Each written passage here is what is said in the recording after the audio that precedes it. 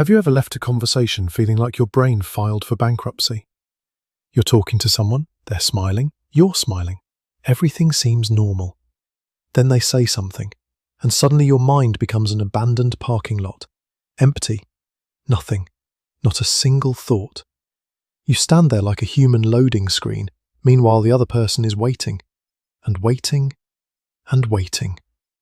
Then you finally say, "Yeah," and somehow make eye contact with a nearby wall. But here's the weird part. 3 hours later, while brushing your teeth, your brain suddenly wakes up. "Oh, I should have said this." Then another response appears, and another, and another. Now you're having an imaginary conversation with perfect confidence. You're funny. You're charming. You're basically the main character. Too bad nobody's there. So why does this happen? Why do you become a social genius approximately 4 hours too late? The answer is surprisingly simple.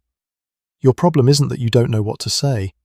Your problem is that you're trying too hard to say the perfect thing. Imagine your brain has a bouncer standing at the entrance. Every thought has to get past him before it reaches your mouth. And this bouncer is ruthless. A thought arrives. Ask them how their weekend was. The bouncer says, "Too basic, rejected." Another thought arrived. After about 20 rejections, your brain runs out of applicants, and then you tell yourself, "I don't know how to talk to people." No, you know exactly how. You just fired every employee before they could start working. Think about conversations with your closest friend. Notice how different they feel. You don't spend 10 seconds analysing every sentence. You don't think, "Will this joke increase my social status?" You don't ask, "How can I sound intelligent, witty, charismatic, mysterious, and emotionally mature in the next 7 words?" You just talk. And somehow those conversations are usually the best ones. Why? Because you're not performing, you're connecting. And that's a huge difference. Most awkward conversations happen because people are trying to impress each other. Nobody's actually talking, they're both secretly auditioning. One person is trying to sound smart, the other person is trying to sound interesting. Meanwhile, the conversation is dying from neglect. Here's a challenge. The next time someone says they're learning guitar, don't search for the most impressive response. Don't try to sound deep. Don't say, "Music is the language through which the soul communicates with the universe." You're not a fortune superhero. Just ask, "What songs are you learning?" That's it. Simple, natural, human. But most people won't do that, because their brain jumps in. That's boring. Ask something cooler. Ask something unique. Ask something nobody has ever asked before. And while your brain is conducting a strategic planning meeting, the conversation moves on without you. One of the biggest social myths is that great conversationalists always know what to say. They don't. They're just less afraid of saying normal things. That's it. They trust simple. Most people underestimate how powerful curiosity is. When someone mentions a hobby, most people immediately think, "What can I say about this?" Great conversationalists think, "What can I learn about this?" Small difference, massive results. Imagine someone says they love photography. Most people panic. "I know nothing about photography." Wrong focus. You don't need to know photography. You need to know curiosity. Ask, "What do you love photographing? How did you get into it? What's the best photo you've ever taken?" Now watch what happens.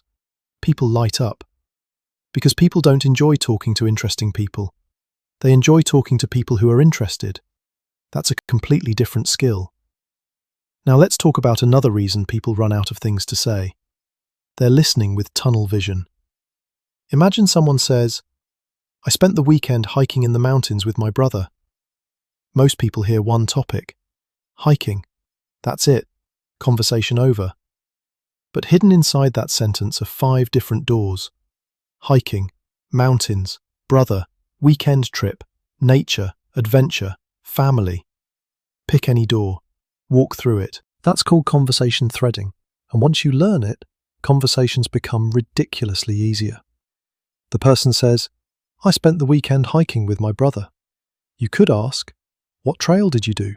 Or, "Are you and your brother close?" Or, do you go hiking often? Or, what was the best part of the trip? Same sentence, four completely different conversations. The problem isn't that conversations don't have enough material. The problem is that most people stop looking after the first door. Now let's address the biggest villain in every awkward conversation.